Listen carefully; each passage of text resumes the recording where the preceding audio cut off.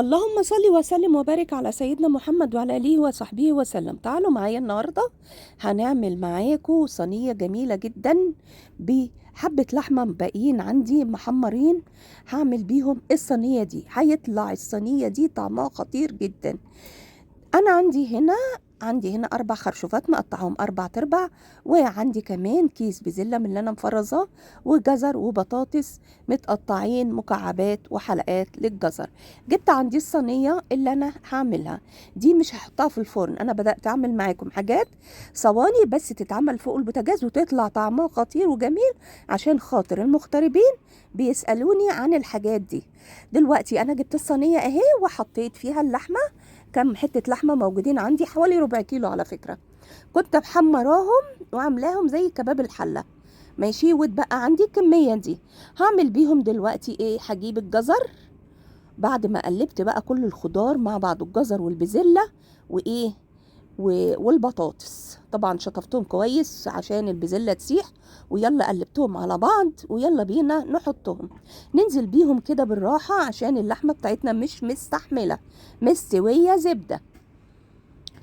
يلا بينا نزلنا اهو بالكمية كلها. في الوقت ده بقى هنبدأ نجيب ايه؟ الخرشوف، ونبدأ نوزعه. والخرشوف ده انا عايزة اوزعه في كل الصينية. وزعي ليه؟ الخرشوف طعمه جميل جدا، والبروتين بتاعه عالي، ونسبة الحديد فيه جميلة. الناس اللي عندها انيميا او نقص في كمية الحديد تاكل خرشوف، الموسم بتاعه الايام دي. ويلا بينا نرجع للوصفة بتاعتنا، نبدأ نوزع الخرشوف بتاعنا في كل اتجاه علشان يسكر في الطعم مع البزلة ويديكي طعم رهيب. بصوا، طعم أرض جو.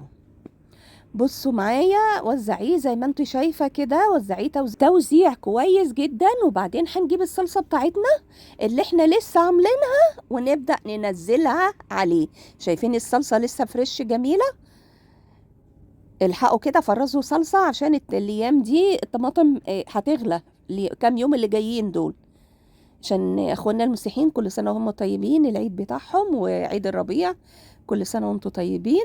وبعدين هبدأ بقى اجيب المية، هنزل عليهم بنص رتل مية او مج شوربة كبير، ويلا حطيها بقى على البوتاجاز وسيبيها تستوي كده وتتسبك في بعضها.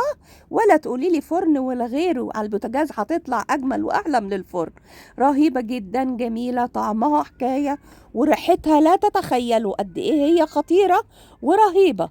ما تنسوش تجربوا وصفاتنا، قد ايه هي جميلة جدا ورهيبة، والطعم بتاعها حكاية الحكاية. جربوا طريقتنا هتعجبكم جدا. اللي ما عندهوش فرن، بالنسبة للمغتربين بعمل لكم الوصفات كلها اللي انتوا بتحبوها، ودايما ان شاء الله بإذن الله عند حسن ظنكم.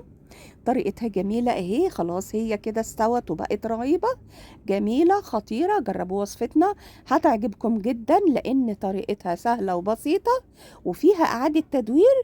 لما يكون فاضل عندك حتة اللحمة مسلوقين، حتة اللحمة محمرين، زي اي حاجة حطيها هتدي طعم ونكهة، وتبقى معاك اقتصادية، وتعلي التست بتاع الاكل بتاعك ويطلع رهيب وخطير. وصفاتنا بإذن الله من هنا ورايح هتبهركم وهتخليكم تعملوا وتقتصدوا في حياتكم. يلا جربوها وقولوا لي ايه رأيكم. ما تنسوش تقولوا لي بتتابعوني منين، من اي بلد، علشان خاطر ده بيسعدني. واشكركم واترككم في رعاية الله وامنه. ويا ريت تكتبوا لي لو عايزين مني اي حاجة، واترككم في رعاية الله. باي باي.